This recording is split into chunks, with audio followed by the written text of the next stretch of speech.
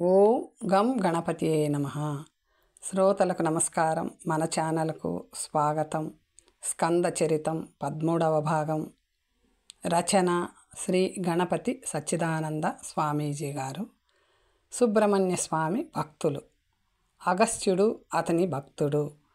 ఆయన గురించి కొన్ని విషయాలు తెలుసుకుందాం. ఇంతవరకు సుబ్రహ్మణ్య చరిత్రను, ఆయన క్షేత్రాలను గురించి తెలుసుకున్నాం. ఇప్పుడు సుబ్రహ్మణ్య భక్తులను గురించి తెలుసుకుందాం. కృతయుగం నుంచి కలియుగం వరకు కుమారస్వామిని లక్షల మంది భక్తులు ఉపాసించి ఆయన అనుగ్రహాన్ని పొందారు. అలా కుమారస్వామి అనుగ్రహాన్ని పొందిన వారిలో అగస్త్య మహర్షి చాలా ముఖ్యుడు. అగస్త్యుడికి కుమారస్వామికి గల సంబంధం మనకు ఇదివరకే చరిత్రలో కనిపించింది. ఉత్తర దేశాన్ని వదిలి వచ్చిన అగస్త్యుడు దక్షిణ దేశంలో శైవ వైష్ణవ భేదాన్ని చూసి ఆ భేదాన్ని పోగొట్టాలనే దృష్టితో శివకేశవులకు ఇద్దరుకు ప్రియుడైన కుమారస్వామిని గురించి ఎక్కువగా ప్రచారం చేసి కౌమార మార్గానికి ఒక కొత్త వెలుగు ఇచ్చాడు. దక్షిణ భారతంలో కౌమారాన్ని ప్రచారం చేస్తూ లెక్కలేనన్ని విష్ణు ఆలయాలను, శివమందిరాలను, సుబ్రహ్మణ్య క్షేత్రాలను స్థాపన చేశాడు. అగస్త్య మహర్షి స్కందోపనిషత్తులోని సారాన్ని సంపూర్ణంగా తెలిసిన వారవ్వటం వల్ల ఆ ఉపనిషత్తుల్లో కనిపించే అనేక తత్వాన్ని ప్రచారం చేస్తూ కుమారస్వామిని అర్చిస్తే శివకేశవులను అర్చించినట్లేనని ప్రపంచమంతటా చాటి చెప్పారు. అలా అగస్త్య మహర్షి కుమారతత్వాన్ని లోకాలకు తెలిపి సాక్షాత్ కుమారస్వామి యొక్క ఆలింగనానికి పాత్రులై ఆయన నుండి తమిళ భాషను అధ్యయనం చేసి ఆయన అనుగ్రహానికి పాత్రులై మనందరికీ పూజ్యులు అయ్యారు. రెండవ ఆయన వామదేవ మహర్షి.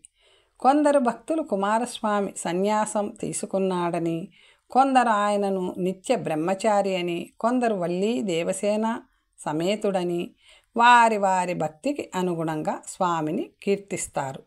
నిజానికి శివతేజస్సు నుండి పుట్టిన ఆ స్వామి వర్ణాశ్రమాలకు అతీతుడు. వర్ణాశ్రమ వ్యవస్థను ఏర్పాటు చేసిన మహాత్ముడు. ఈ పై విషయాలు స్పష్టమవ్వాలంటే మనం వామదేవ మహర్షి చరిత్రను చూడాలి. పూర్వము రతంతర కల్పంలో వామదేవ మహర్షి తల్లి గర్భంలో ఉండగానే శివజ్ఞానాన్ని పొంది శ్రేష్ఠుడైన గురువు అని కీర్తిని పొందాడు. ఆయనకు సమస్త వేదాలు, సమస్త శాస్త్రాలు, అన్ని పురాణాలు నాలుక మీదే ఉండేవి. ఆయనకు దేవతలు, రాక్షసులు, మానవులు మొదలైన జీవుల జన్మ కర్మలు అవలీలగా తెలుస్తూ ఉండేవి. వామదేవుడు ఒళ్ళంతా విభూతి పూసుకొని జటాజూటం కలవాడై, ఆశ్రమాలకు అతీతుడై, కోరికలు లేనివాడై, ద్వంద్వ బుద్ధి లేనివాడై, అహంకారం లేనివాడై, దిగంబరుడై, మహాజ్ఞాని అయి భూలోకాన్ని పవిత్రం చేస్తూ నిరంతరం సంచరిస్తూ ఉండేవాడు. ఆయనకు పెద్ద పెద్ద ఋషులు శిష్యులయ్యారు. ఒకసారి వామదేవుడు సంచరిస్తూ తన శిష్యులతో కలిసి మేరు పర్వతానికి దక్షిణంలో ఉన్న కుమార శిఖరాన్ని చేరాడు. ఆ శిఖరంలో కుమారస్వామి సపరివారంగా నివసిస్తూ ఉండేవాడు. అక్కడ స్కంద సరస్సు అనే సరస్సు ఉన్నది. వామదేవుడు శిష్యులతో కలిసి ఆ సరస్సులో స్నానం చేసి కుమారస్వామిని దర్శించి ఆయన మనోహర రూపానికి ముగ్ధుడై ఇలా స్తోత్రం చేశాడు. ఓం నమః ప్రణవార్థాయ ప్రణవార్థ విధాయిని ప్రణవాక్షర బీజాయ ప్రణవాయ నమో నమః. ప్రణవ స్వరూపుడు, నమస్కరించిన వారిని రక్షించేవాడు అయిన కుమారస్వామిని ఆశ్రయిస్తున్నాను. శివకుమారుడు మన్మధుడికే మన్మధుడు, శక్తిపుత్రుడు, శక్తిని చేతిలో కలవాడు అయిన కుమారస్వామిని ఆశ్రయిస్తున్నాను. అగ్ని చేత ధరింపబడినవాడు, అగ్నితో నమస్కరింపబడినవాడు, గంగాపుత్రుడు, కొలవటానికి వీలు లేనివాడు, పుట్టుక లేనివాడు అయిన కుమారస్వామిని ఆశ్రయిస్తున్నాను. కుండలినీ శక్తిని ప్రచోదన చేసేవాడు, అగస్త్యుడిని చేత ఆశ్రయింపబడినవాడు, అజాండ పిండాండాలకు నాయకుడు, సచ్చిదానందుడైన కుమారస్వామిని ఆశ్రయిస్తున్నాను అని స్తోత్రం చేసి 3 ప్రదక్షిణలు చేసి సాష్టాంగ నమస్కారం చేశాడు. పరమార్థంతో కూడిన వామదేవుడి స్తోత్రానికి కుమారస్వామి ప్రసన్నుడై ఆయనతో ఇలా అన్నాడు: మహర్షి, మీరు చేసిన పూజ వల్ల, స్తోత్రం వల్ల నాకు చాలా సంతోషం కలిగింది. మీరు యోగులలో శ్రేష్ఠులు, పరిపూర్ణులు, కోరికలు లేనివారు. మీ వంటి వారికి ఈ లోకంలో కోరుకోవలసింది ఏదీ లేదు. అయినా మీ వంటి సాధువులు ధర్మాన్ని రక్షించి ప్రజలను అనుగ్రహించాలనే కోరికతో భూమండలంలో సంచరిస్తూ ఉంటారు. అటువంటి మీకు నేనేమిచ్చేది? నా నుండి ఏదన్నా వినాలని ఉంటే చెప్పండి. లోకాలను అనుగ్రహించటానికై నేను దాన్ని బోధిస్తాను. స్కందుడి మాటలు విని వామదేవ మహర్షి వినయంతో ఇలా అన్నాడు: స్వామి, నువ్వు గొప్పవారికి అల్పులకు కూడా ఐశ్వర్యాన్ని ఇచ్చే పరమేశ్వరుడవు. స్వర్గాది లోకాలనే కాక మోక్షాన్ని కూడా ఇస్తావు. నీకు అంతా తెలుసు. సామాన్య జీవులమైన మేము నీ ముందు పలకలేం, కానీ ఇప్పుడు మాట్లాడగలుగుతున్నాను అంటే అది నీ అనుగ్రహమే. స్వామి, నేను నీ నుండి రవ్వంతైనా జ్ఞానాన్ని పొందితే కృతార్థుడిని అవుతాను అనే ప్రేరణతో నిన్ను అడుగుతున్నాను. హద్దు మీరినట్లయితే క్షమించు అన్నాడు. సాక్షాత్ పరమేశ్వరుడిని బోధించే ఓంకారం చాలా గొప్పది. జీవుల సంసార బంధాన్ని తొలగించే పరమాత్మ ఓంకారంతో తెలియబడుతున్నాడు. ప్రణవంతో ఆయనను పిలిచి కోరితే క్షణంలో ఆయన జీవులకు ముక్తిని ఇస్తున్నాడు. కనుక ఓంకారం పరబ్రహ్మ వాచకం అనే మాట యుక్తియుక్తంగా ఉంది. చరాచర సృష్టి ఓంకార వాచ్యమైన పరబ్రహ్మమే అని సనాతనమైన వేదం చెబుతుంది. స్వామి, దేవతలకు యతులకు ప్రభువుడవైన నీకు నమస్కారం. ఈ జగత్తులో పరమాత్మ కంటే భిన్నమైనది ఏదీ లేదు. ఆ పరమాత్మే అన్ని రూపాలను ధరించి ఉన్నాడు. ఇందులో సందేహం లేదు. కానీ నేను ప్రణవార్థాన్ని సమిష్టి రూపంగాను అంటే బ్రహ్మరూపంగాను, వ్యష్టి రూపంగాను అంటే జీవాత్మ రూపంగాను విన్నాను. కానీ నాకు నీ వంటి గురువు ఇంతవరకు దొరకలేదు. కనుక నాపై దయతో పరబ్రహ్మతత్వాన్ని, ప్రణవార్థాన్ని వివరించగలవు అని ప్రార్థించాడు. వామదేవుడి ప్రార్థన విని సుబ్రహ్మణ్యుడు మనసులోని శివపాదాలను స్మరించి వేదాలలో రహస్యంగా ఉన్న మోక్షహేతువైన తత్వాన్ని వామదేవ మహర్షికి ఈ క్రింది విధంగా ఉపదేశించాడు. ఓ మహాత్మా, నీకు తెలియంది లేదు. అయినా లోకాలను అనుగ్రహించటానికై చెబుతాను విను. పరమాత్మ యొక్క అతి విచిత్రమైన మాయ వల్ల ఈ లోకంలో జీవులందరూ అనేక శాస్త్రాలను అధ్యయనం చేసి కూడా మోహితులై మోసగింపబడుతున్నారు. ఓంకార వ్యాచ్యుడైన పరమాత్మను మాత్రం తెలుసుకోలేకపోతున్నారు. ఆయనను శృతి, స్మృతి, పురాణ ఆగమాలు కీర్తిస్తున్నాయి. అయినా మాటలు ఆయన గురించి చెప్పటానికి సరిపోవు. మనస్సు కూడా ఆయనను చేరలేదు. ఆయన యొక్క ఆనంద స్వరూపాన్ని అనుభవించిన విద్వాంసులు దేనికి భయపడరు. దేవతలు, ప్రాణులు, ఇంద్రియ సమూహాలు అన్నీ ఆయన నుండే పుట్టాయి. ఆయన మాత్రం దేని నుండి పుట్టలేదు. ఆయనను సూర్యుడు కానీ, చంద్రుడు కానీ, మెరుపు కానీ ప్రకాశింప చేయలేవు. ఈ జగత్తంతా ఆయన ప్రకాశంతోనే వెలుగుతుంది. ఆ పరమాత్మ ఒక్కడే సర్వేశ్వరుడనే పేరుకు తగినవాడు. మోక్షాన్ని కోరే యోగులు హృదయాకాశంలో ఆ పరమాత్మను ధ్యానిస్తారు. నిగూఢము, మంగళకరము అయిన ఆ పరమాత్మ తత్వం ధ్యానం వల్ల మాత్రమే తెలుస్తుంది. యోగులు స్థూల, సూక్ష్మ, పర అనే ఆయన యొక్క 3 రూపాలను ప్రతిరోజు క్రమంగా ధ్యానం చేస్తారు. ఆయననే శివుడంటారు, విష్ణువని పూజిస్తారు, చతుర్ముఖుడని కీర్తిస్తారు. జీవులు ఏ ఆశ్రమంలో ఉన్నప్పటికీ వారి ఆశ్రమ ధర్మాలను సక్రమంగా పాటిస్తూ ఆయనను ధ్యానిస్తే ముక్తిని పొందుతారు. కాకపోతే సన్యాసాశ్రమం అన్ని ఆశ్రమాలలోకి ఆ పరమాత్మకు చాలా ప్రియమైనది కనుక యతులకు మోక్షాన్ని త్వరగా అనుగ్రహిస్తాడు అని చెబుతారు. కనుక నీకు యతి ధర్మాలను బోధిస్తాను, శ్రద్ధగా విను అని కుమారస్వామి 166 శ్లోకాలలో సన్యాసాశ్రమాన్ని స్వీకరించే విధానాన్ని, అందుకు కావలసిన అర్హతలను ఉపదేశించాడు. ఆ ఉపదేశాన్ని విన్న వామదేవుడు స్వామి పరబ్రహ్మ తత్వాన్ని, యత్యాశ్రమ స్వీకార విధానాన్ని ఉపదేశించి అనుగ్రహించావు. ఇక ప్రణవార్థాన్ని తెలిపి నన్ను ధన్యుణ్ణి చేయగలవు అని ప్రార్థించాడు. వామదేవుడి ప్రార్థన విని స్కందుడిలా అన్నాడు, మహర్షి, మాటలకు అందని పరమాత్మను సమిష్టిగాను వ్యష్టిగాను తెలుసుకోవటానికి ప్రణవార్థపూర్వకంగా చెబుతాను, విను. ఓంకారానికి అర్థం తెలుసుకోవటం, పరమాత్మ తత్వాన్ని తెలుసుకోవటం అనే ఈ రెండు ఒకే కత్తికి రెండు వైపులా పదను వంటివి. అకారవు, ఉకార మకారాలు, బిందువు, నాదము అనే ఈ 5 కలిసి ఓంకారం అవుతుంది. ఈ 5 నాదం సమిష్టి రూపం, మిగతా 4 పరమాత్మ యొక్క వ్యష్టి రూపాలు.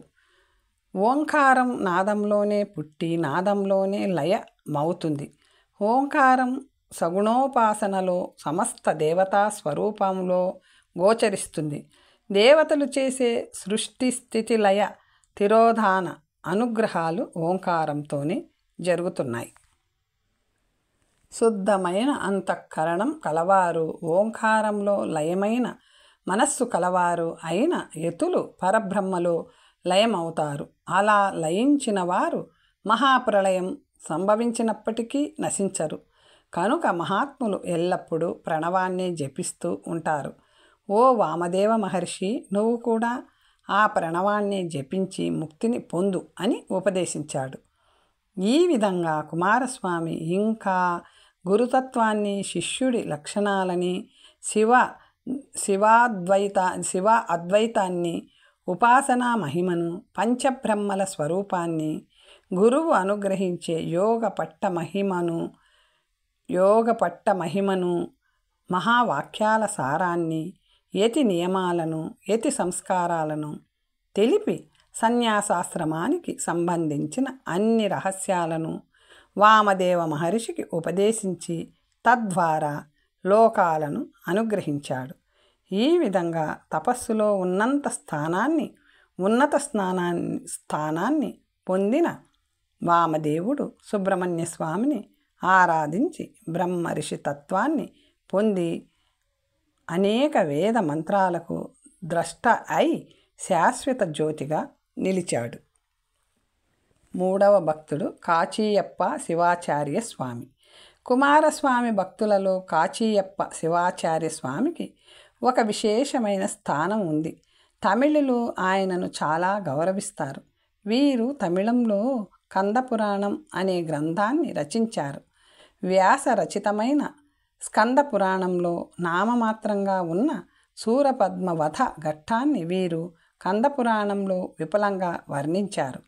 కాచీయప్ప స్కంద ఉపాసకులు.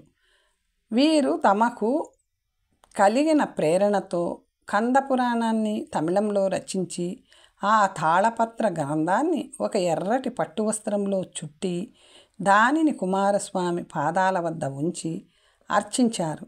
వారికి ఆ గ్రంథాన్ని భక్తులందరికీ అందించమని కుమారస్వామి ప్రేరణ కలిగింది.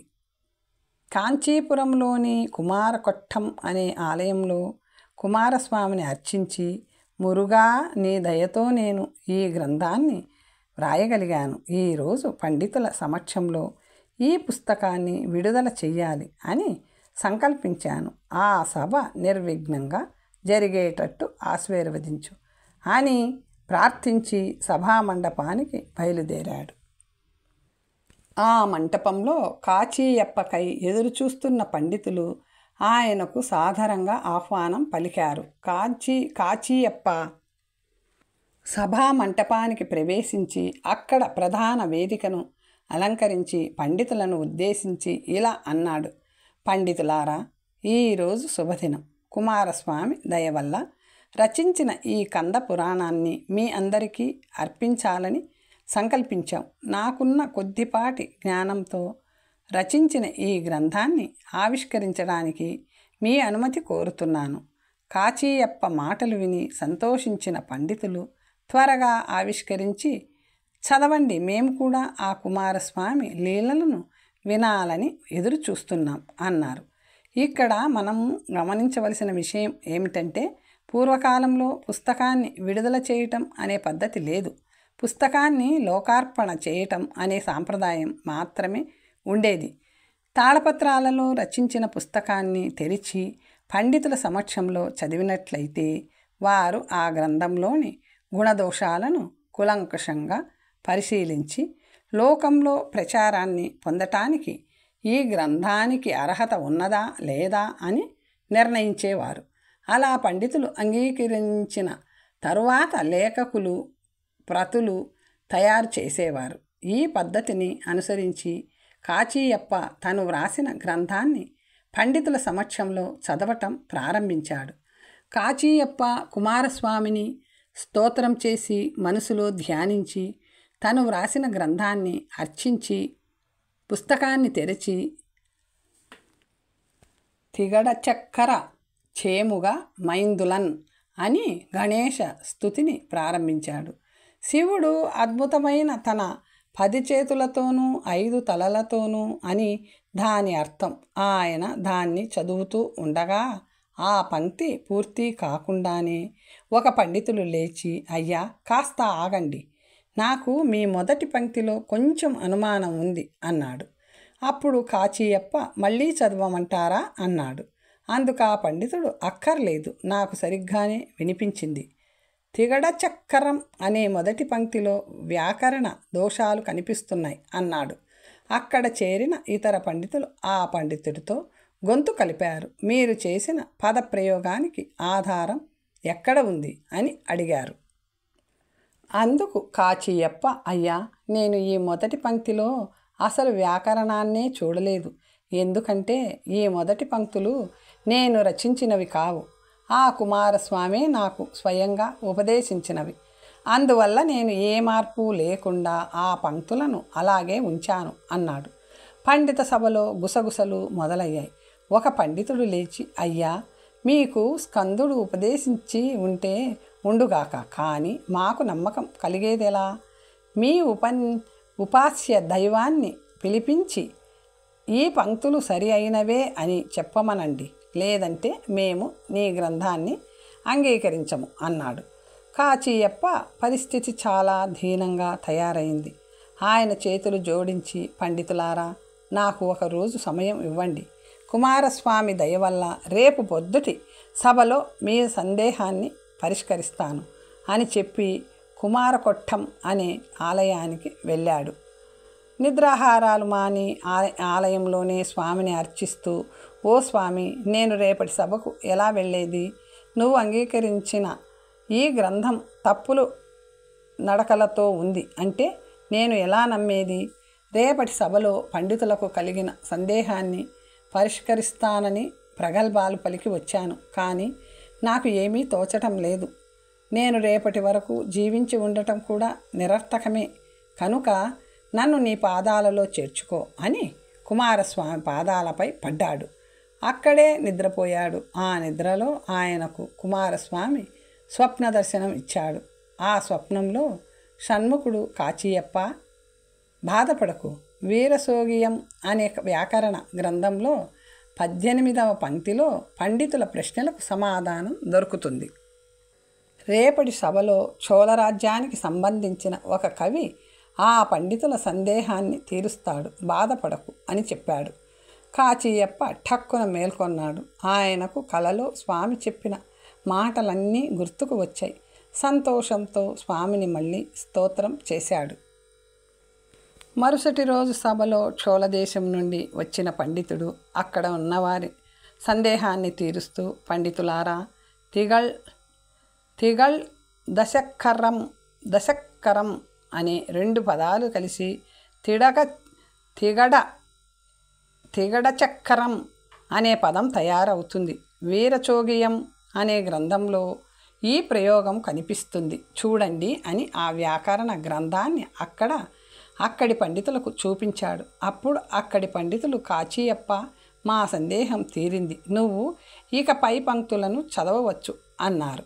అప్పుడు కాచీయప్ప వేదిక నుండి కిందకు దిగి ఆ వచ్చిన పండితుడికి సాష్టాంగ నమస్కారం చేసి, స్వామి, నన్ను రక్షించడానికి నువ్వే స్వయంగా దిగివచ్చావా?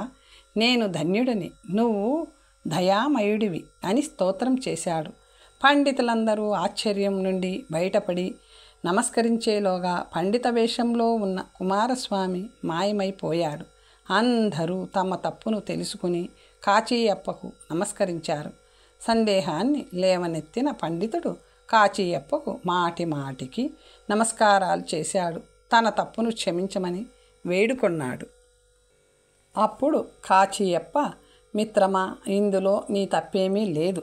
పైగా నీ కారణంగా స్వామి ఇక్కడ ఉన్న మనందరికీ దర్శన భాగ్యాన్ని అనుగ్రహించాడు అని ఆ పండితుడిని స్వాంతనపరిచాడు. తరువాత పండితులు కందపురాణాన్ని శ్రద్ధగా విని, ఇది కేవలం కవిత్వమే కాదు, భక్తిని ముక్తిని అనుగ్రహించే స్కంద పురాణంతో సమానమైన దివ్య గ్రంథం అని తీర్మానించి ఆ గ్రంథానికి కాచీయప్పకు నమస్కరించారు. ఆనాటి నుండి కందపురాణం సుబ్రహ్మణ్య తత్వాన్ని తెలిపే ప్రధానమైన గ్రంథంగాను, కాచీయప్ప స్వామి భక్తులలో శ్రేష్ఠుడిగాను ప్రసిద్ధి పొందారు. 4వ భక్తుడు అరుణగిరినాథుడు.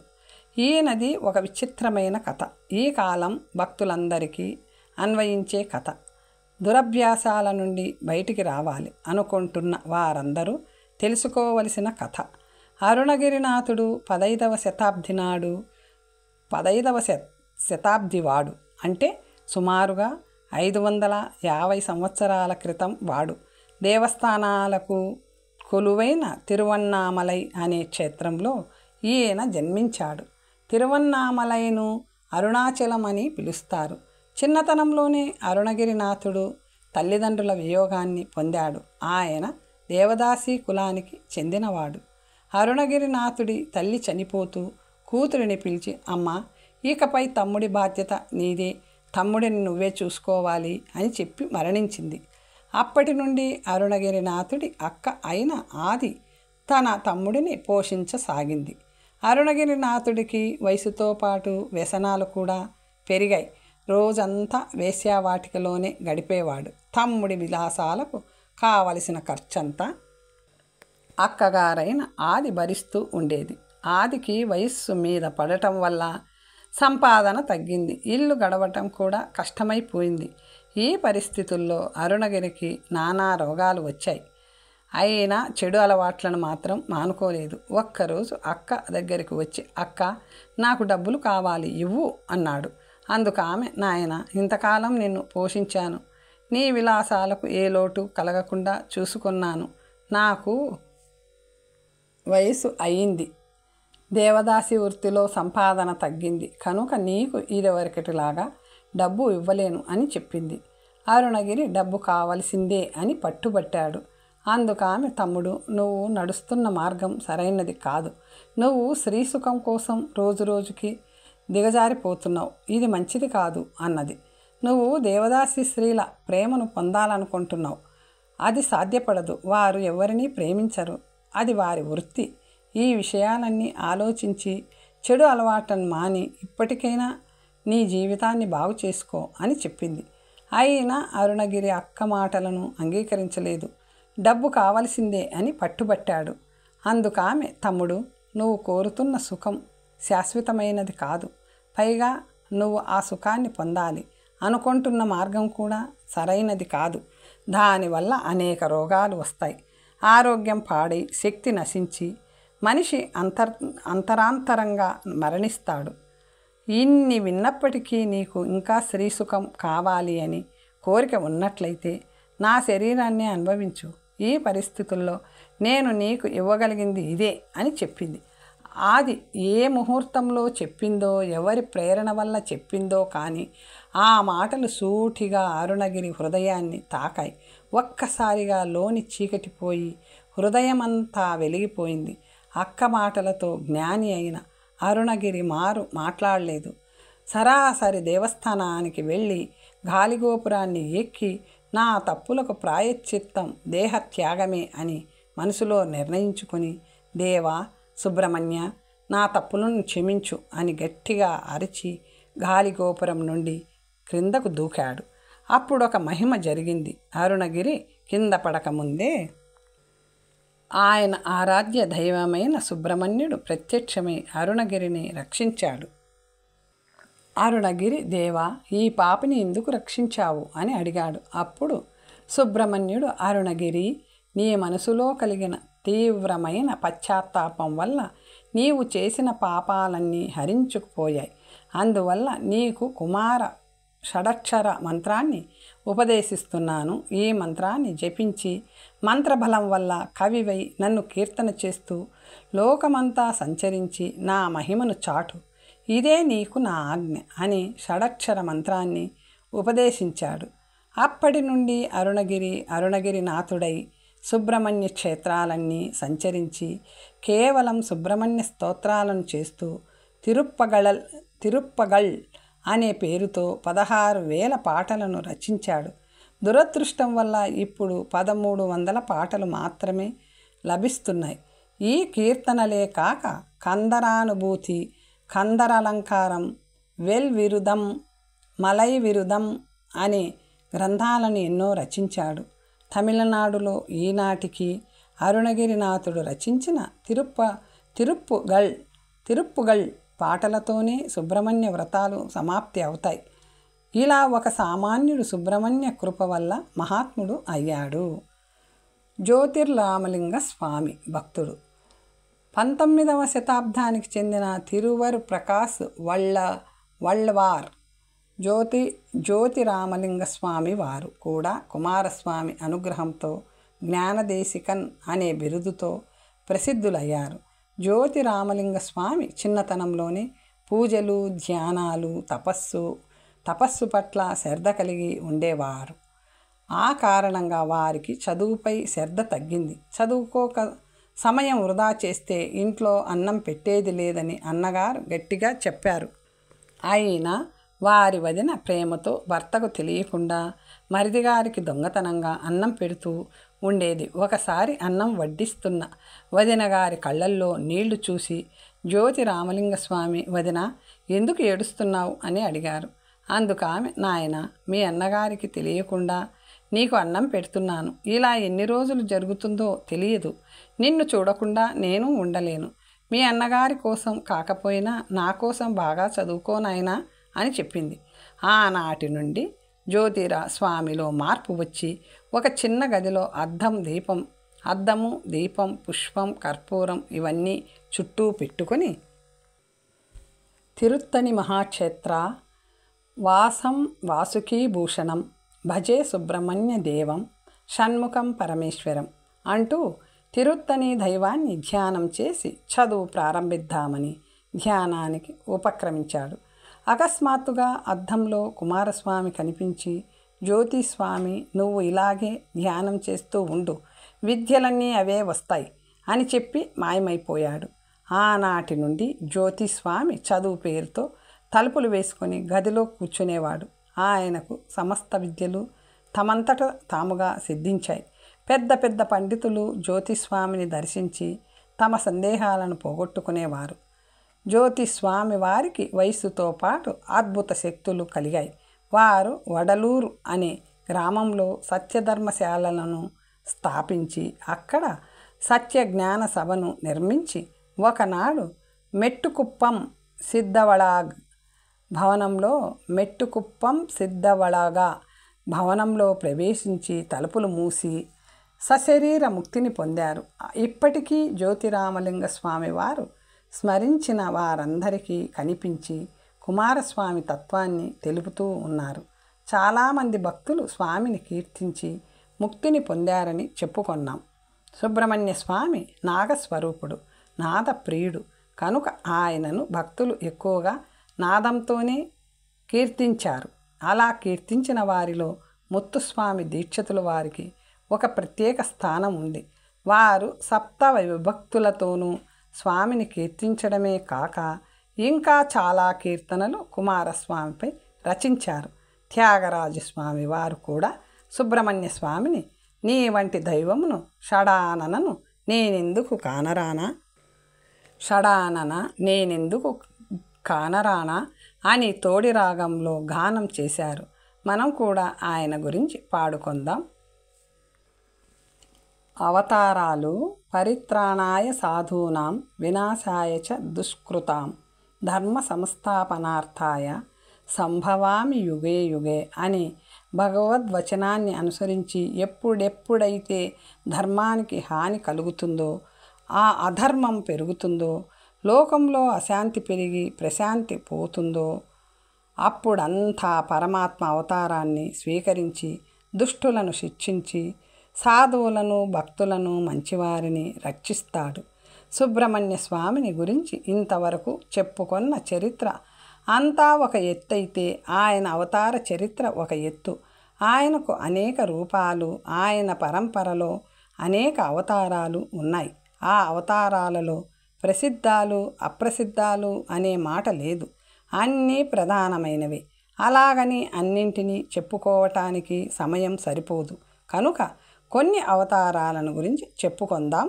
అవతారాల గురించి మాట్లాడుకునే ముందు ఒక చిన్న విషయం. సుబ్రహ్మణ్య స్వామిని ఋగ్వేదం మొదటిగా కీర్తించింది. ఆ కీర్తనలో శివుడే సుబ్రహ్మణ్య స్వామికి నమస్కరించాడని ఋగ్వేదం తెలుపుతుంది. ఒక యజుర్వేదం సుబ్రహ్మణ్యోఘం సుబ్రహ్మణ్యోఘం సుబ్రహ్మణ్యోం అని ఆ స్వామిని యజ్ఞస్వరూపుడిగా వర్ణిస్తుంది. సామవేదంలోనూ అధర్వణ వేదంలోనూ అనేక సందర్భాల్లో సుబ్రహ్మణ్య ప్రసక్తి కనిపిస్తుంది. విశేషంగా ఛాందోగ్యంలో స్కంద అనే నామం ప్రత్యక్షంగా దర్శనమిస్తుంది.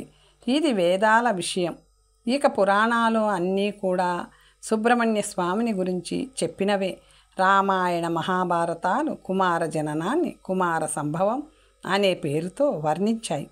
విష్ణు సహస్రనామంలో స్కంద అనే నామం ఉన్నది. లలితా సహస్రనామంలోనూ కుమార గణనాథంబ అనే నామం కనిపిస్తుంది. అదేవిధంగా గుహాంబ అనే నామం కూడా దర్శనమిస్తుంది.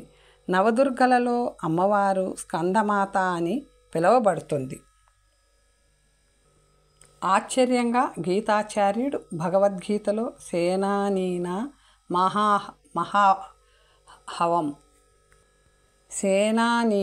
మహం స్కంద, సేనానాయకులలో నేను స్కందుడిని అని చెప్పుకున్నారు. ఇలా ఎక్కడ చూసినా దర్శనమిచ్చే ఆ స్కందస్వామిని గురించి ఎక్కువగా తెలుసుకోవాలంటే కలియుగంలో ఆయన స్వీకరించిన అవతారాలను గురించి తెలుసుకోవాలి. 1 ఉగ్రపాండ్యుడు. కుమారస్వామి అవతారాల్లో పాండ్యుడి అవతారం చాలా విశేషమైనది. తల్లిదండ్రులైన పార్వతీ పరమేశ్వరులు మీనాక్షి సుందర పాండ్యులుగా అవతరించగా వారి ముద్దుల కొడుకైన కుమారస్వామి ఉగ్ర పాండ్యుడిగా అవతరించాడు.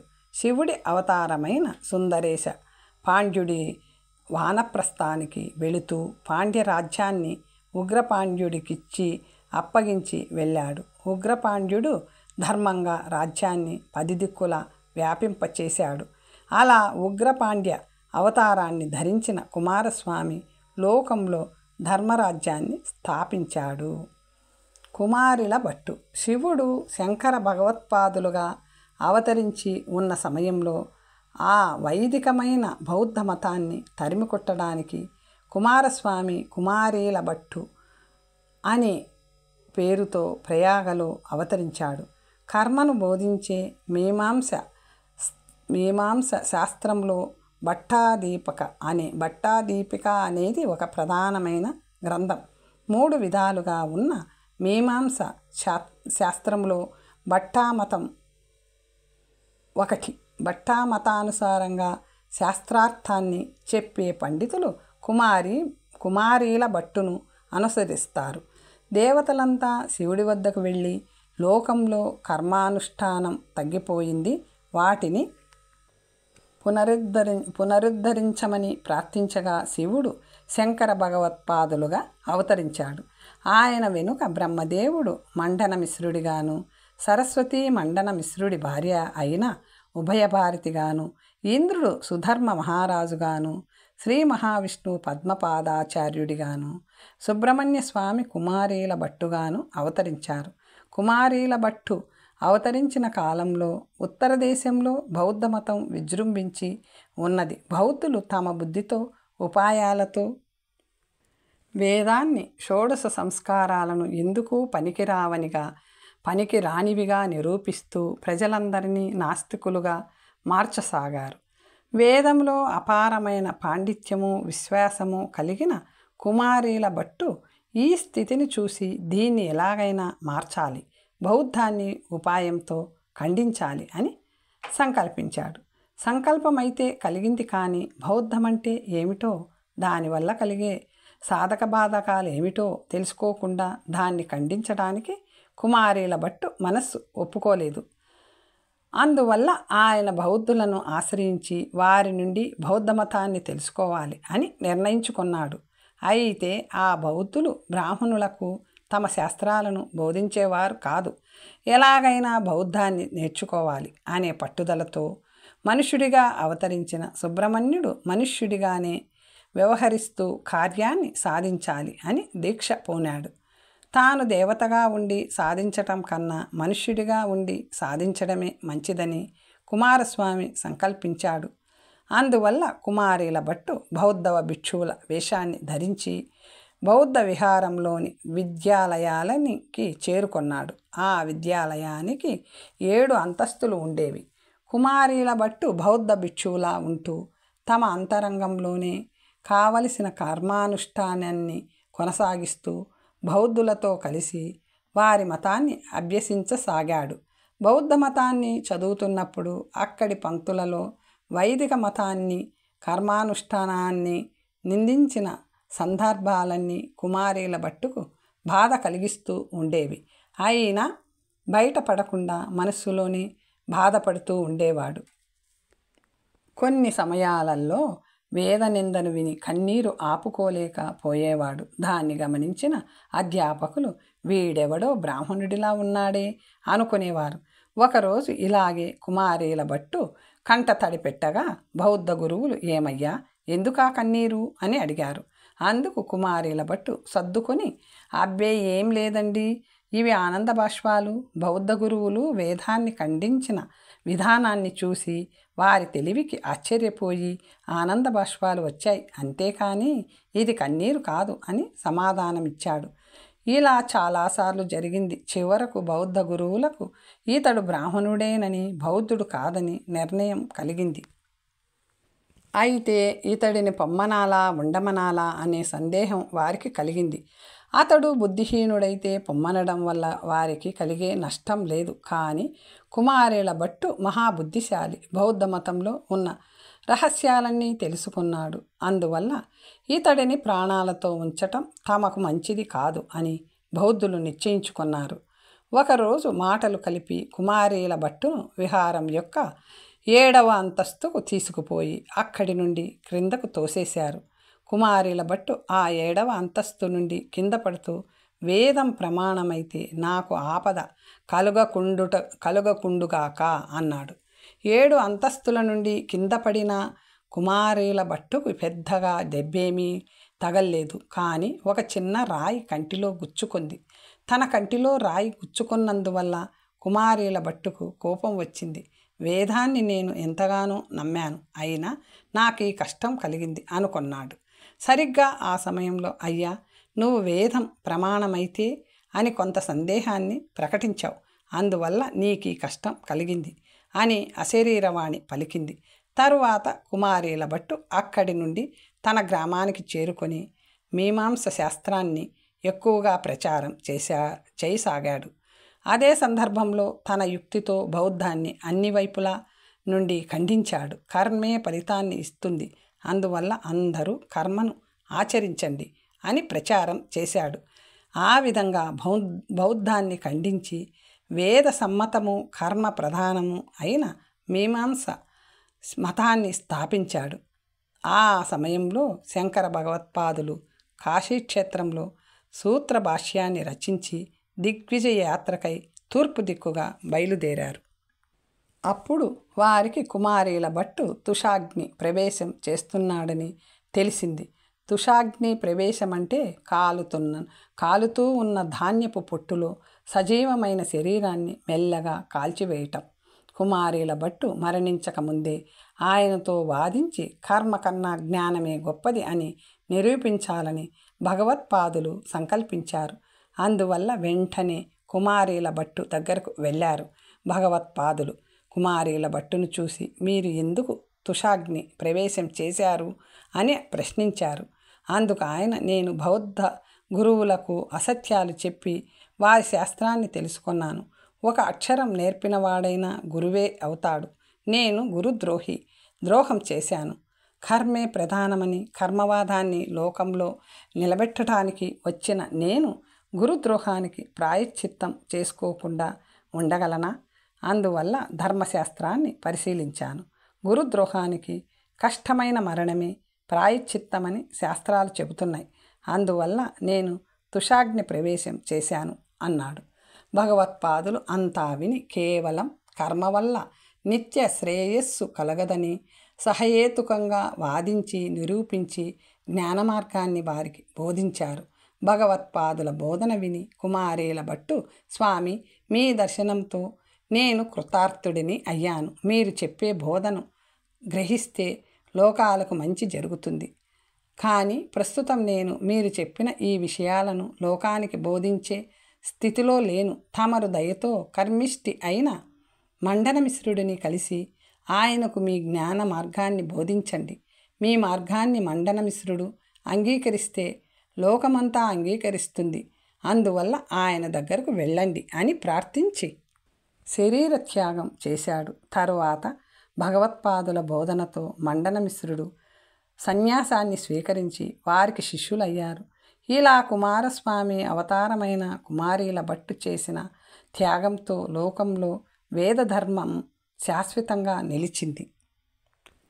జ్ఞాన సంబంధర్ కుమారస్వామి కుమారీల భట్టుగా ఉత్తర భారతంలో అవతరించి ధర్మస్థాపన చేసినట్టుగానే జ్ఞాన సంబంధర్ అనే పేరుతో దక్షిణ భారతదేశంలో అవతరించి ధర్మస్థాపన చేశాడు. వీరికి అమ్మవారు తన క్షీరాన్ని అంటే జ్ఞానప యశస్సును ఇచ్చి పోషించింది. వీరు నాస్తికవాదాన్ని ప్రచారం చేసిన జైనులను ఖండించారు. ఆ కాలంలో గల జైనులు తమతో వాదించిన వారి చేతిలో ఓడినట్లయితే శూలాన్ని ఎక్కి శరీర త్యాగం చేస్తామని ప్రతిజ్ఞ చేశారు. వాదనలో జైనులు ఓడిపోయారు. అందువల్ల వారు శూలాన్ని ఎక్కబోగా జ్ఞాన సంబంధులు వారిని అలా చేయవద్దని నివారించారు. అంతటి దయాహృదయులు వారు. కుమారీల భట్టు అగ్నిప్రవేశం చేసినట్టుగానే జ్ఞాన సంబంధరు కూడా అగ్నిప్రవేశంతోనే శరీర త్యాగం చేశారు.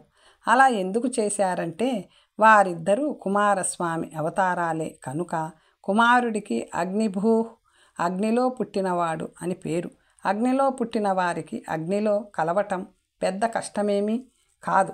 ఇలా కుమారస్వామి ఉత్తర దక్షిణాలలో అవతరించి తన త్యాగంతో వైదిక ధర్మాన్ని నిలిపి భూలోకాన్ని రక్షించాడు. ఇంతేకాకుండా సుబ్రహ్మణ్య స్వామి లోకంలో భక్తిని పెంచటానికై శ్రీ విద్యలో కాదిమతం అనే ఉపాసనా మార్గాన్ని బోధించాడు. ఫలశ్రుతి స్వామి దయ వల్ల ఇంతవరకు స్కంద చరిత్రలో స్కందుడి తత్వాన్ని, జన్మను, బాలలీలలను, రాక్షస సంహారాన్ని, కళ్యాణ ఘట్టాన్ని, దీన జనోద్ధరణను చెప్పుకున్నాం. అలాగే క్షేత్రాలను, భక్తులను, అవతారాలను గూర్చి చెప్పుకున్నాం. ఆయన కథను ఎంత గానం చేసినా తనివి తీరదు. సుబ్రహ్మణ్య క్షేత్రాలను గురించి చెప్పుకుంటూ కొన్నింటి గురించి మాట్లాడుకున్నాం. అవి మాత్రమే కాక స్వామికి ఇంకా అనేక క్షేత్రాలు ఉన్నాయి. వాటిలో విరళిమలై, వయలూరు, కుండ్రక్కుడి, సురుళిమలై, ఇలంగి, వైదీశ్వరన్ కోయిల్, తిరుచెన్గోడు, వల్లీమలై, అరుణాచలం, మరుదమలై, ఇలా ఇంకా అనేక క్షేత్రాలు ఉన్నాయి. ఇవి మాత్రమే కాక సద్గురు అనుగ్రహంతో నూతన క్షేత్రాలు ఊరూరా ఉద్భవిస్తున్నాయి. మనం కూడా అవధూత దత్తపీఠంలో దత్త వెంకటేశ్వర క్షేత్ర ప్రాంగణంలో సర్వదోషహర శివ సన్నిధిలో కృత్తికా నక్షత్రయుక్త వైశాఖ కృష్ణ చతుర్దశి శుభముహూర్తంలో మరకత సుబ్రహ్మణ్య స్వామిని ప్రతిష్ఠించుకున్నాము. సూర్యుడు తానుండే స్థానాన్నుండే లోకాలకు వెలుగునిస్తున్నట్టు ఈ దత్తపీఠ సుబ్రహ్మణ్య స్వామి ఇక్కడి నుండే లోకాలపై తన అనుగ్రహాన్ని ప్రసరింపచేస్తూ ఆచంద్రార్క తారకం అందరికీ మంగళాన్ని కలుగజేస్తూ ఉంటాడు. రామభూమి యందు ఏ మనుష్యుడు కుమారస్వామి యందు భక్తి కలిగి ఉంటాడో అతడు దీర్ఘాయువై పుత్ర పౌత్రాదులతో ఉండి చివరలో కుమారస్వామి లోకాన్ని పొందుతాడు అని రామాయణంలో చెప్పినట్టుగా కుమారస్వామి చరిత్రను వినటం వల్ల చదవటం వల్ల కలిగే ఫలశ్రుతిని అనుసరించి మీకందరికీ భక్తులందరికీ సమస్త మంగళాలు కలుగుగాక. అందరికీ సుబ్రహ్మణ్య స్వామి అనుగ్రహం లభించుగాక. మంగళం శివపుత్రాయ మహాసేనాయ మంగళం. మంగళం దేవదేవాయ సుబ్రహ్మణ్యాయ మంగళం. మంగళం కార్తికేయాయ సర్పరాజాయ మంగళం. మంగళం పార్వతీపుత్ర సుబ్రహ్మణ్యాయ మంగళం. మంగళం శిఖివాహాయ మంగళం శరజన్మనే. మంగళం బాహులేయాయ సుబ్రహ్మణ్యాయ మంగళం. మంగళం శక్తిహస్తాయ షణ్ముఖాయస్తు మంగళం. మంగళం దేవసేనాయ సుబ్రహ్మణ్యాయ మంగళం. మంగళం వహ్నిజనయే వల్లీదేవ్యై చ మంగళం. మంగళం తారకాజితే సుబ్రహ్మణ్యాయ మంగళం. మంగళం గురునాథాయ గుహ స్కందాయ మంగళం. మంగళం సచ్చిదానందాయ సుబ్రహ్మణ్యాయ మంగళం. జై గురుదత్త. స్కందచరితం సమాప్తం. ఓం స్వస్తి. శుభం.